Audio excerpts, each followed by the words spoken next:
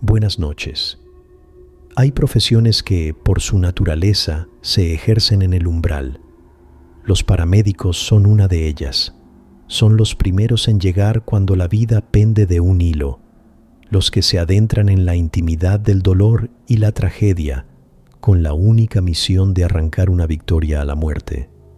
Pero en esa carrera contra el tiempo, a veces se encuentran con escenas para las que su entrenamiento no los preparó. Soy el cronista de lo inexplicable. Mi deber es recopilar y presentar aquellos testimonios que la ciencia no puede catalogar y que la lógica no puede explicar. Las historias de esta noche provienen de la primera línea de la emergencia, de hombres y mujeres cuyas sirenas a veces rasgan el velo de algo más que la noche. Son relatos nacidos entre el olor a antiséptico y la adrenalina, en momentos donde salvar una vida implicó confrontar lo imposible.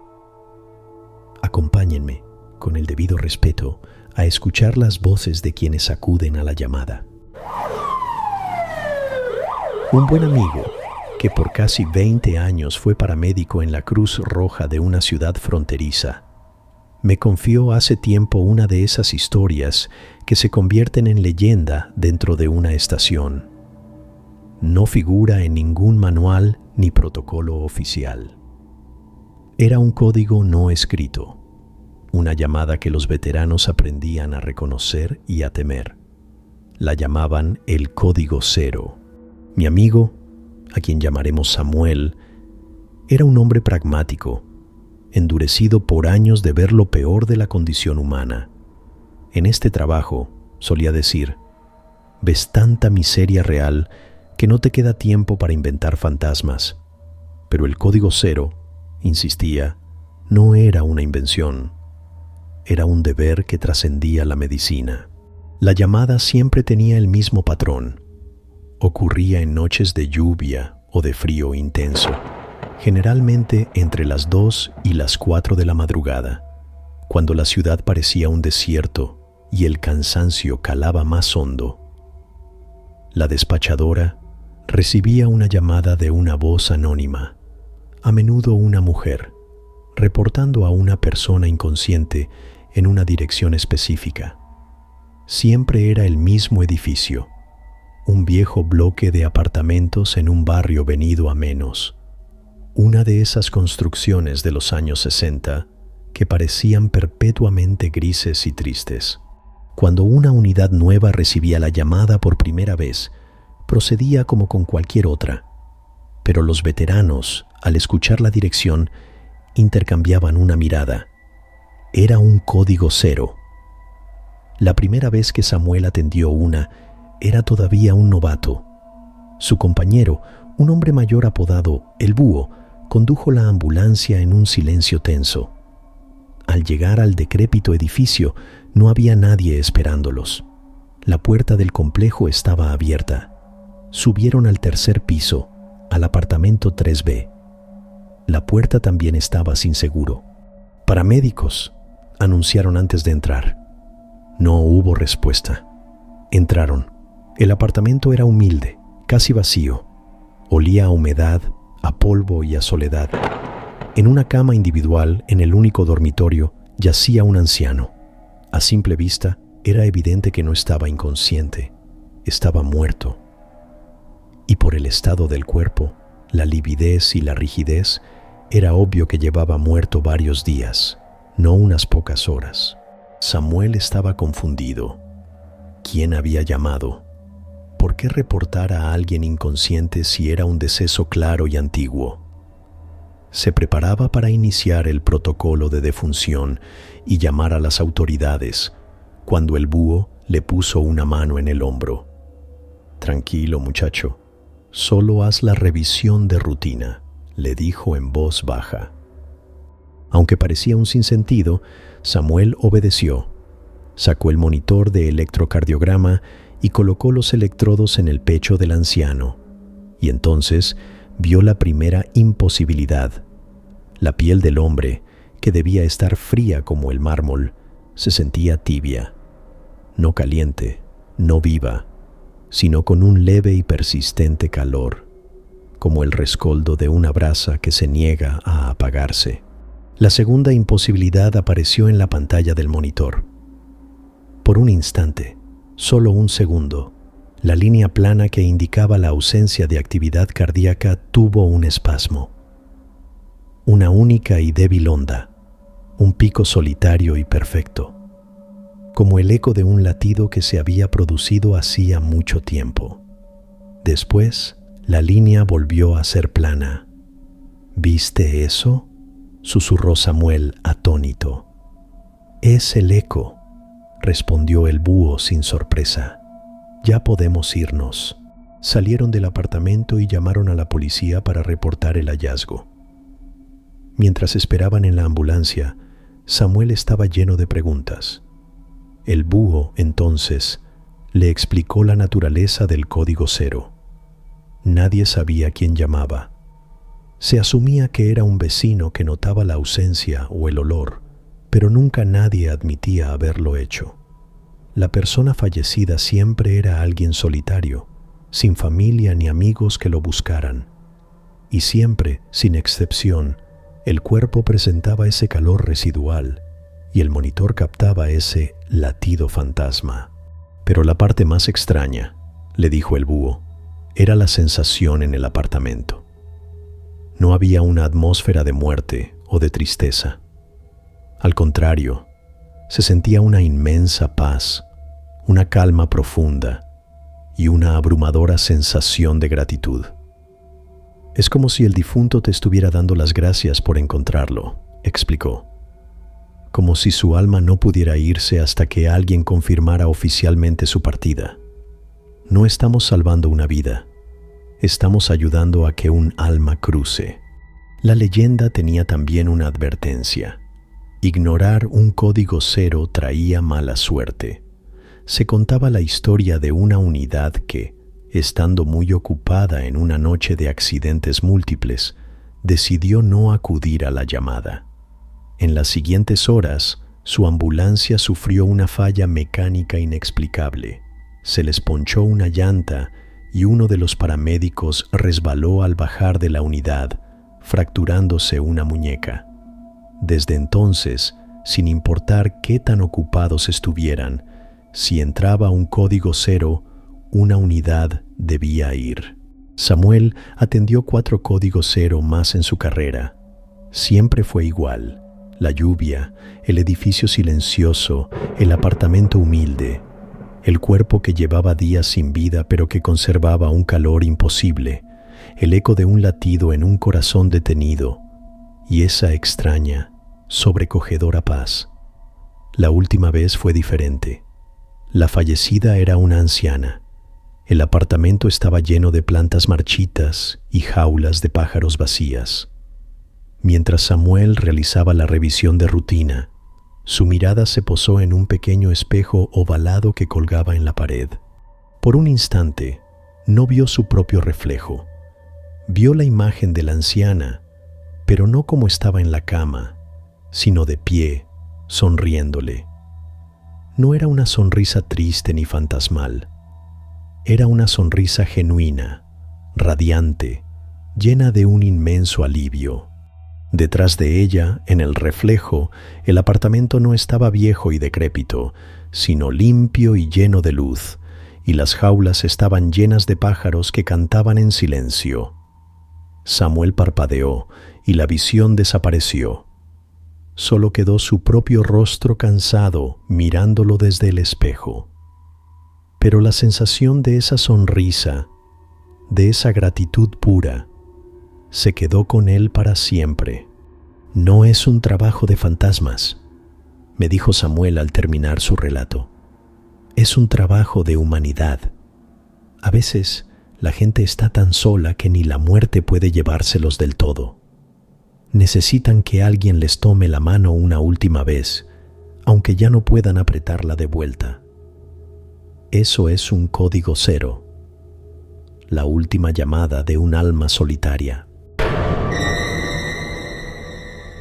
El relato de Samuel nos muestra cómo lo inexplicable puede manifestarse no como un horror, sino como un profundo y melancólico misterio.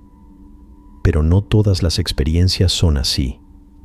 Para un paramédico novato, el primer encuentro con lo imposible puede ser una prueba que rompa no solo los nervios, sino la percepción misma de la realidad. El siguiente testimonio nos fue enviado por un joven que abandonó su carrera después de solo 6 meses. David tenía 22 años y un idealismo a prueba de balas cuando se graduó como técnico en urgencias médicas. Quería salvar vidas, estar en el centro de la acción. Pidió ser asignado a una base en una zona semirural de Veracruz, pensando que allí la necesidad sería mayor. Su historia es un crudo recordatorio de que a veces el enemigo no es la herida o la enfermedad, sino el lugar donde se encuentra el paciente. Su primera guardia nocturna lo emparejó con un paramédico veterano llamado Ismael, un hombre cínico y silencioso que parecía haberlo visto todo. Durante horas, la noche fue tranquila. Atendieron un par de casos menores, un diabético descompensado, un joven con una torcedura de tobillo. David aplicaba sus conocimientos con un entusiasmo que a Ismael le provocaba una sonrisa condescendiente. Cerca de las 3 de la mañana sonó la radio. Unidad 14, proceda a la colonia La Ceiba, callejón sin nombre, última casa. Reportan dificultad respiratoria en femenino de la tercera edad. Ismael suspiró. La última casa, murmuró, y puso en marcha la ambulancia sin prisa. El camino se fue estrechando hasta convertirse en un sendero de tierra flanqueado por una vegetación densa. La última casa estaba aislada, al final del camino. Era una vieja construcción de madera, con un techo de lámina oxidado y un porche oscuro. No había luces encendidas, pero la puerta principal estaba entreabierta, una invitación silenciosa y siniestra. «Tú primero, novato, a ver de qué estás hecho», dijo Ismael, tomando el botiquín de primeros auxilios y el tanque de oxígeno. David tragó saliva y se acercó a la casa. «Paramédicos», gritó. El único sonido fue el de los insectos nocturnos. Entraron. El interior olía a humedad, a leña fría y a hierbas medicinales. La luz de sus linternas reveló una única habitación grande, con muebles viejos cubiertos por sábanas. En una esquina, en una mecedora de mimbre, estaba la paciente. Era una mujer muy anciana, con el rostro surcado de arrugas y los ojos nublados por las cataratas. Respiraba con un estertor agudo y doloroso. Estaba consciente, pero parecía aterrorizada. Mientras Ismael le colocaba la mascarilla de oxígeno, David comenzó a tomarle los signos vitales. Fue entonces cuando sintió la primera sensación extraña, la sensación inequívoca de ser observado, no solo por la anciana o por Ismael. Sentía múltiples pares de ojos sobre él. Levantó la vista y barrió la habitación con su linterna. No había nadie, solo los muebles fantasmales bajo sus sábanas. Pero la sensación persistía, tan fuerte que se le erizó la piel. Le pareció ver movimiento en las sombras, en las esquinas más oscuras de la habitación. Figuras que se retiraban justo cuando la luz las rozaba. «¿Hay alguien más en la casa, señora?», le preguntó a la paciente, su voz un poco temblorosa. La anciana solo negó lentamente con la cabeza, sus ojos llenos de pánico fijos no en ellos, sino en la oscuridad que los rodeaba. Ismael pareció no notar nada. Trabajaba con su habitual eficiencia desapegada. «Tiene los pulmones llenos de líquido. Hay que estabilizarla y moverla ya», dijo. Mientras preparaban la camilla, David no podía quitarse de encima la sensación de estar en una habitación abarrotada. Escuchaba crujidos en el suelo de madera, susurros que parecían mezclarse con el silbido del viento. Estaba seguro de que no estaban solos. Su mente científica buscaba explicaciones: el estrés, la casa vieja, animales en el techo. Pero su instinto gritaba peligro. Cuando levantaron a la anciana para colocarla en la camilla, ella se aferró al brazo de David con una fuerza sorprendente para su frágil estado. «No, por favor», susurró, su voz un hilo de aire. «No me saquen. Señora, necesita ir al hospital. No puede respirar», le dijo David suavemente. Los ojos nublados de la mujer se llenaron de lágrimas. «Si me voy, ellos se quedarán solos», jadeó. «Se van a enojar. Siempre se enojan cuando se quedan solos. Esperan, la casa siempre espera». En ese momento, David, mirando por encima del hombro de la anciana hacia el fondo oscuro de la habitación, los vio. No fue una sombra ni un movimiento fugaz. Por un segundo de claridad aterradora, vio rostros en la oscuridad, rostros pálidos, observándolos en silencio. El rostro de un hombre joven, el de una mujer con el cabello largo, los de varios niños de diferentes edades. No eran amenazantes, solo estaban allí, quietos, expectantes, con una tristeza insondable en sus ojos vacíos. Eran una familia silenciosa de espectros, anclados a esa casa. Un grito ahogado escapó de la garganta de David. Ismael lo agarró del brazo con fuerza. «Vámonos», ordenó. Subieron a la anciana a la ambulancia y se marcharon a toda velocidad. Durante el trayecto, David no pudo hablar. La imagen de esos rostros pálidos estaba grabada en su retina. La anciana yacía en la camilla, llorando en silencio. Ismael condujo sin decir una palabra. Solo cuando estuvieron cerca del hospital, habló, sin apartar la vista de la carretera. «Escucha, muchacho», dijo con una voz cansada. «Hay gente que hace pactos, no con el diablo, sino con otra cosa, con la tierra, con la casa. Prometen quedarse, cuidar el lugar, a cambio de no estar solos. Y la casa los toma, se convierte en un nido. Los que viven allí no son los dueños, son los cuidadores.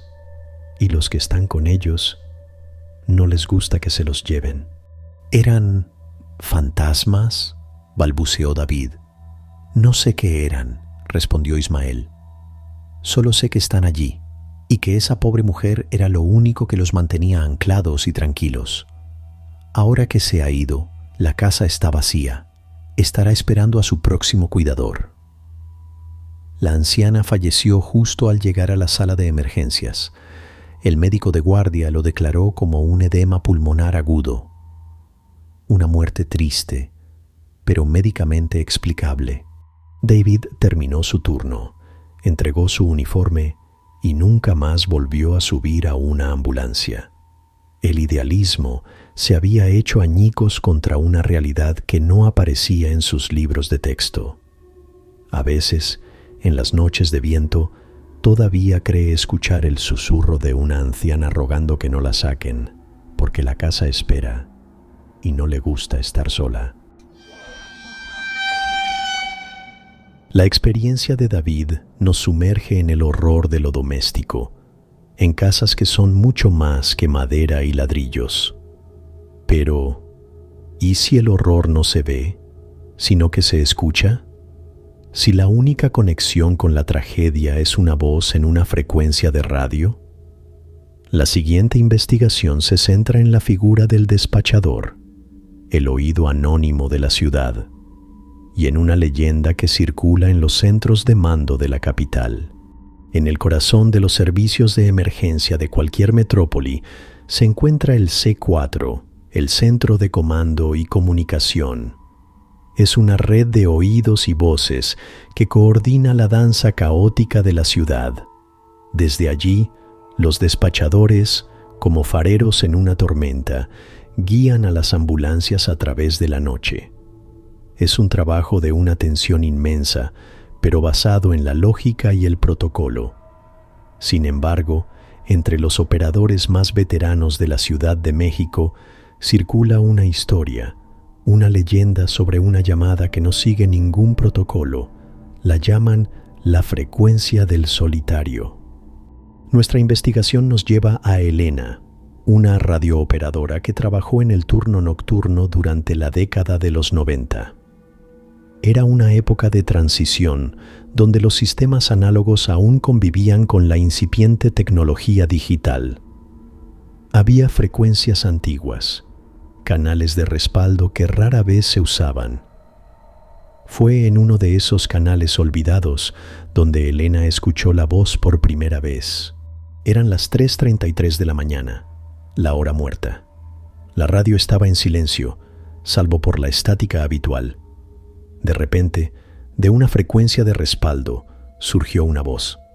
Era la voz de un hombre, tranquila, educada y extrañamente nítida, sin la urgencia o el pánico habituales. «Solicito unidad médica en la esquina de la calle Tonalá y el eje 3 Sur», dijo la voz. «Paciente masculino, aproximadamente 40 años. Presenta traumatismo cráneoencefálico severo con exposición de masa encefálica. Signos vitales ausentes». Elena frunció el ceño. La petición era extraña. El lenguaje era preciso, casi como el de un médico, pero la dirección era problemática. No había una esquina exacta con esos nombres. El eje 3 Sur, que antes se llamaba Baja California, y Tonalá corrían casi paralelas en esa zona. Lo reportó a su supervisor, quien lo desestimó como una interferencia o una broma de mal gusto de algún aficionado a la radio. Pero la noche siguiente, a las 3:33 a.m. en punto, la voz regresó. Mismo canal, misma calma inquietante. «Reitero solicitud de unidad en Tonalá y eje 3 Sur. Múltiples víctimas con quemaduras de segundo y tercer grado. Se requiere apoyo con unidades de quemados». Esta vez, Elena sintió un escalofrío. La persistencia y la precisión de la voz la perturbaron. Por su cuenta comenzó a investigar.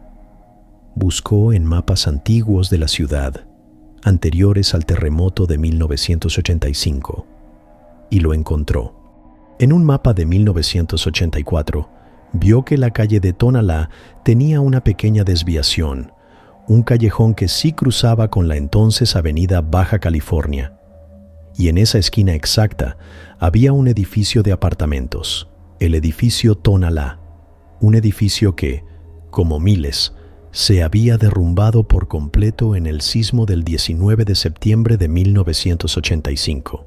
Con el corazón en un puño, Elena fue más allá. Pasó su día libre en la hemeroteca, buscando noticias sobre ese edificio. Encontró un artículo pequeño, un perfil sobre las víctimas. Y allí estaba. Entre los fallecidos se encontraba el doctor Fernando Azuela, un médico general que vivía en el último piso. Los testimonios de los sobrevivientes lo describían como un héroe. Durante las horas que el edificio permaneció en pie pero inestable, el doctor Azuela se negó a evacuar. Subió y bajó por las escaleras agrietadas, atendiendo a sus vecinos heridos, improvisando vendajes, calmando a los atrapados. Murió cuando la estructura finalmente cedió. Su cuerpo nunca fue recuperado. Esa noche, Elena esperó la llamada con una mezcla de terror y fascinación. A las 3:33 a.m., la voz del doctor fantasma volvió. «Solicito apoyo. Femenino de 8 años. Fractura expuesta de tibia y peroné. Presenta shock hipovolémico». Elena, rompiendo todo protocolo, tomó el micrófono. «Aquí, Central, ¿quién habla?», preguntó su voz temblando. Hubo una pausa. La estática pareció aumentar. Luego, la voz respondió, con un leve tono de sorpresa. «Central, llevo horas llamando. Necesito ayuda. Hay muchos heridos aquí. Estoy solo». «Doctor», dijo Elena sin pensar. «¿Doctor Azuela?». El silencio que siguió fue absoluto. Un silencio tan profundo que Elena pudo escuchar los latidos de su propio corazón. Por un momento, pensó que había roto el contacto, que había espantado al espectro. Pero entonces, la radio volvió a la vida. Y no era solo la voz del doctor. A través de la estática, comenzó a escuchar un coro de otras voces. Gemidos de dolor, el llanto de un niño, una mujer que llamaba a su esposo, un hombre que pedía agua. Era una cacofonía de sufrimiento, las voces de todos los que murieron en ese edificio, atrapadas en un bucle de tiempo, reviviendo su última hora de agonía. Y en el centro de todo, la voz calmada del doctor Azuela, intentando coordinar un rescate que nunca llegaría, desde una esquina que ya no existía. Elena arrancó los auriculares de su cabeza, horrorizada. Se dio cuenta de la terrible verdad. No era una frecuencia fantasma, era una cicatriz en el éter. Y ella, por alguna razón, se había sintonizado con ella. Se había convertido en la despachadora de los muertos. Nunca más volvió a tocar esa frecuencia, pero a veces, en el silencio de la noche, cuando el viento soplaba de cierta manera, creía escuchar, muy a lo lejos, la voz tranquila de un hombre solitario, pidiendo una ambulancia que lleva décadas de retraso. La sirena se apaga, pero el eco de la llamada persiste. Las historias de los paramédicos nos han transportado al epicentro de la fragilidad humana, a ese instante en que la vida se aferra a un hilo y lo inexplicable espera su turno. Les agradezco por haber escuchado en silencio. Si ustedes o alguien que conocen ha sido testigo de un evento en la primera línea de la emergencia que desafía toda explicación, les invito a compartirlo en los comentarios. O si lo prefieres, envíalo a nuestro correo bandejadehistorias@gmail.com. Cada testimonio es una pieza crucial en el mapa de lo que no entendemos. Recuerden, cuando escuchen una sirena en la distancia, no solo es una señal de urgencia, es la crónica de una historia a punto de escribirse. Soy el cronista de lo inexplicable. Que tengan una noche serena